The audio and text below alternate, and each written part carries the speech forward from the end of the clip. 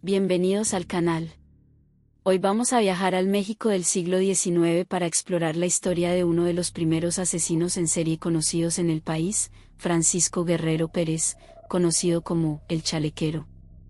Este hombre, que vivió en una época donde la justicia y el crimen eran muy distintos a los de hoy, aterrorizó a la Ciudad de México con una serie de asesinatos brutales, que llevó a Francisco Guerrero a convertirse en uno de los asesinos más infames de su tiempo.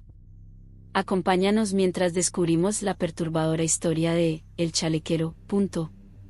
Los primeros años de Francisco Guerrero Pérez. Francisco Guerrero Pérez nació en 1840 en la Ciudad de México. Poco se sabe sobre su infancia, pero se cree que creció en la pobreza, como muchos en esa época. Se dedicó a varios trabajos humildes, incluido el de chaleco, de ahí su apodo, El Chalequero. Era un hombre atractivo y carismático, lo que le permitió ganarse la confianza de muchas personas, especialmente mujeres. Sin embargo, debajo de su fachada de hombre trabajador y amable, se escondía una mente oscura y peligrosa. A medida que pasaban los años, Francisco Guerrero desarrolló un profundo odio hacia las mujeres, particularmente aquellas que trabajaban en la prostitución.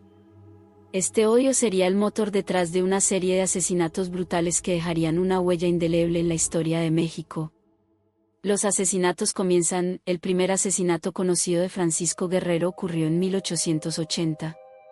Su modus operandi era siempre el mismo: se acercaba a mujeres que trabajaban como prostitutas o que vivían en la indigencia, las llevaba a lugares apartados y luego las estrangulaba o degollaba con brutalidad. Después, abandonaba los cuerpos en lugares públicos, lo que causaba terror en la Ciudad de México. Entre 1880 y 1888, Guerrero asesinó a al menos 20 mujeres. Sus crímenes estaban marcados por la violencia extrema y el desprecio absoluto por sus víctimas.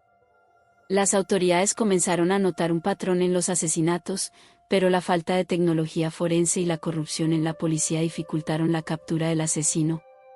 En una ciudad donde la justicia era ineficaz, el Chalequero continuaba su reinado de terror. Los crímenes de Guerrero no solo impactaron por su brutalidad, sino también porque ponían en evidencia la vulnerabilidad de las mujeres pobres y marginadas de la ciudad. Sus asesinatos generaron una sensación de inseguridad y miedo en la capital, especialmente entre las mujeres que vivían en las calles. La primera captura y juicio. En 1888, la suerte de Francisco Guerrero cambió. Tras el asesinato de una mujer llamada María de Jesús, las autoridades lograron identificarlo como el principal sospechoso. Fue arrestado y llevado a juicio, donde las pruebas en su contra eran abrumadoras. Durante el juicio, Guerrero mostró una actitud desafiante y sin remordimiento. Finalmente, en 1890, Francisco Guerrero fue condenado a muerte por el asesinato de María de Jesús y otros crímenes. Sin embargo, en un giro sorprendente, su sentencia fue conmutada a cadena perpetua por intervención del presidente Porfirio Díaz. Esto generó controversia y descontento en la sociedad, que exigía justicia para las víctimas de Guerrero.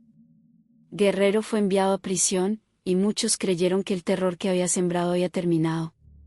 Pero esta historia tomaría otro giro oscuro años después. La segunda ola de crímenes. Después de pasar casi 2 décadas en prisión, Francisco Guerrero fue liberado en 1904 por razones que aún no están del todo claras. Apenas salió en libertad, Guerrero volvió a sus viejos hábitos criminales. En 1908, fue arrestado nuevamente por el asesinato de una mujer, lo que demostró que no había cambiado en absoluto. El hecho de que un asesino en serie como Guerrero hubiera sido liberado y volviera a matar causó indignación en la Ciudad de México. Esta vez, las autoridades no fueron tan indulgentes.